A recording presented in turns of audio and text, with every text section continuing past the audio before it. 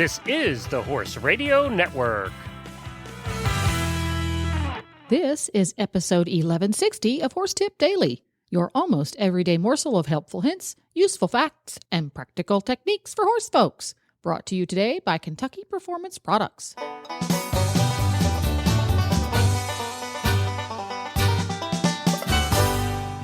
Greetings, horse people. Coach Jen here, and thanks for tuning in to Horse Tip Daily. Today's tip, the big picture on hoof health with Steve Krause. And we'll get right to our tip after this from Kentucky Performance Products.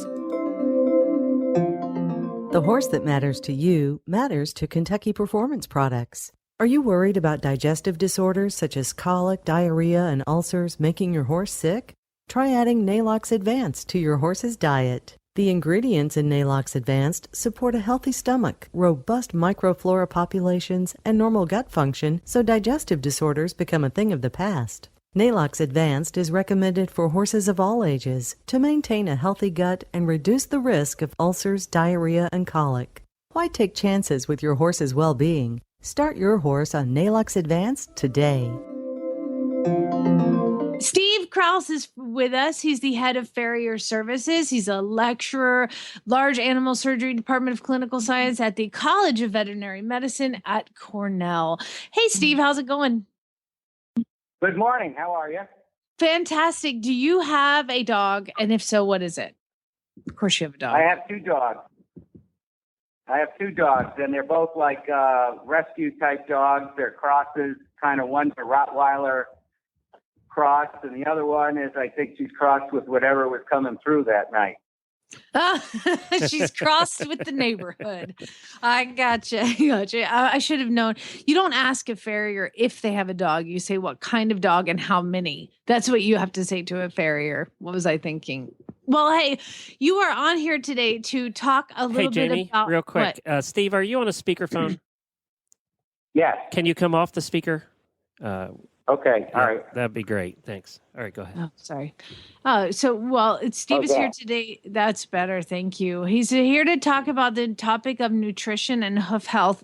And this is something I think that people do all the time. It's just, my horse has bad hooves. How do I make it better? What product can I put on my horse's hoof? What can I do this? So I was going to kind of take today, Steve, as a kind of question and answer from a typical horse owner, not somebody, as super smart as me, but like a tip. I'm going to dumb it down. And be a typical horse owner and say, kind of, what can I do to make my horse's hooves better? And you guys are obviously staring at hooves and x-rays and all that all the time. And I've had farriers tell me to feed biotin or to do this or to soak them in this or to paint this on them. Let's actually hear from the pro. Steve, what can I do to make my horse's hooves better? Well, the first thing you want to do is make sure your horse has good nutrition, good balanced nutrition that's right for your horse. And sometimes that's kind of hard to figure out because you really don't know what's in your hay. So you can get your hay, tested. There's various testing places to do that, especially if you have trouble. If you don't have trouble, then I wouldn't spend all that money unless there's a good reason to. And certainly feeding a balanced ration that has the right, nutrients in it is the first place to look.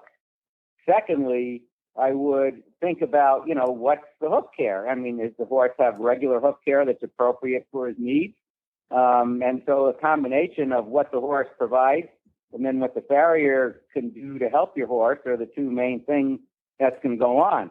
Beyond that, then there's special cases where you have problems with horses' feet, and sometimes it's nutritional. Sometimes what works feeding one horse is not what the other horse needs or can digest. We use the term bioavailability. So some nutrients are very bioavailable, easily processed and used for certain individuals, and then certain other individuals might need something different. Okay, like what kind of examples of what are some things that would be bioavailable? Well, your nutrients that are hooked up to amino acids. So if you're feeding minerals, for instance, if your minerals are just like zinc is very important for a horse's hoof growth, skin, many other bodily functions. And zinc is in most horse rations. But if it's just zinc, like zinc oxide or zinc sulfate, that is not very bioavailable to some horses. And so if you have zinc bonded to methionine, which is an amino acid, that zinc can get into the system as opposed to passing through it. So that's one example of how that would work. Okay, so bioavailable means it's easily absorbed, not it's available in your local tack shop. Okay, that makes sense. Okay. Correct. So let's start with nutrition. By the way, I was totally joking about being a old pro at this. I'm taking notes. Like, this is something that constantly, you know, as a horse person, you're constantly dealing with just trying to get the right balance for your horse's hooves. And I've got one standing out with one shoe because it just continually loses a shoe. So I'm interested to know, like, nutrition wise, what are some of the most important things that my horse needs to have a good hoof? Well, things that form hoof is mostly protein. So the things, that form good protein, keratin, which is, protein in your feed without overdoing it. The trace minerals that, if you look in any nutrition book, I mean, there's a list of things that all animals need for hair, skin, coat, and so on. And most feed manufacturers, most supplement manufacturers have paid attention to this. It's just a case of how they interpret it and how they provide these nutrients for your horse. And what one horse needs may not be the same from another horse. It could be regional differences because there's difference in nutrients in the soil that produce, the hay and the grain. And there's individual differences on what individual horses need. Different breeds probably have different needs. Like your thoroughbreds definitely have, thinner hoof walls and harder to keep a good foot on a thoroughbred. But some of the quarter horses have gone that way too. So you really have to pay attention to the individual and the local, situation. Now, dumb question. Why exactly do some thoroughbreds and quarter horses and different breeds have such terrible hoof walls and hooves? Well, it's kind of like, the thoroughbred influence that we put into horses is I call it a mixed blessing. There's a lot of thoroughbreds used in a lot of breeds in a way to refine and improve the breed. But the thoroughbred is fast because he has lighter bones and, a thinner skin and so on. So lighter boned horses and thinner skinned horses are going to have thinner hoof walls, thinner soles. And so the thoroughbred influence, has many different ramifications. That is not the answer I thought I was going to get, and I like that answer. That's fantastic. So then we move down to hoof care.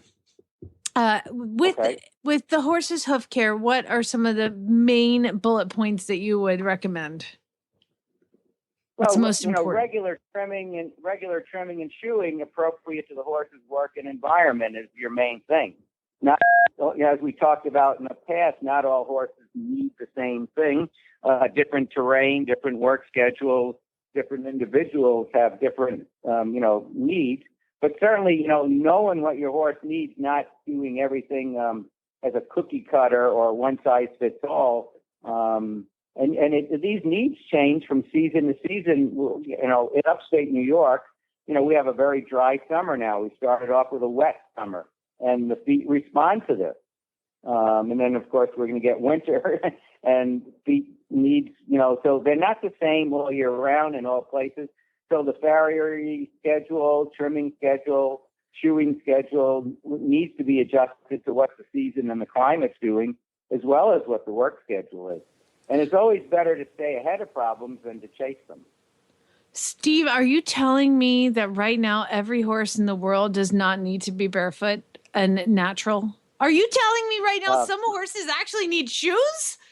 Oh my Yep. Well, we've talked about that before. And, I'm not going to waver from that for sure, because in my experience, I've seen a lot of good of what shoes can do for horses and keep them sound and competing. And just got back from Brazil teaching down there, and same thing. where, we worked on horses and helped them with shoes.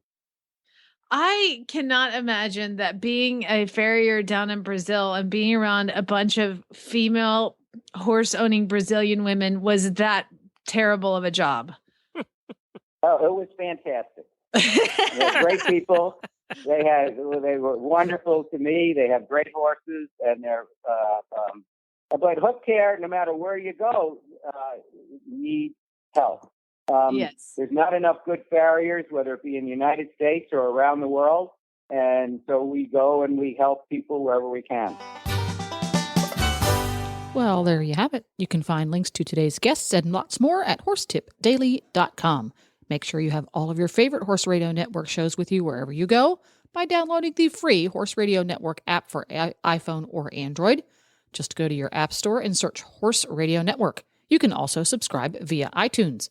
This podcast was made possible through the generous support of Kentucky Performance Products and listeners like you.